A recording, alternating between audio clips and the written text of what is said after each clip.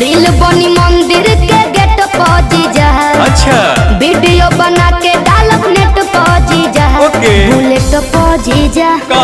Bullet पर जीजा बोला ले चले घुमावे बुलेट पर जीजा। जरूर हो। बुलेट पर जीजा बुलेट पर जीजा ले चले घुमावे बुलेट पर जीजा। बुझनी हम सब बुझतानी।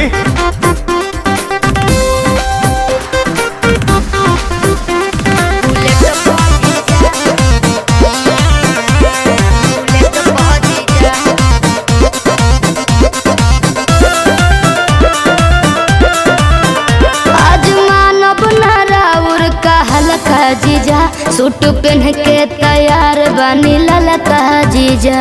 अच्छा ठीक बा। ए जीजा जी सुना जौन कहबू खाए के साली उ घर ही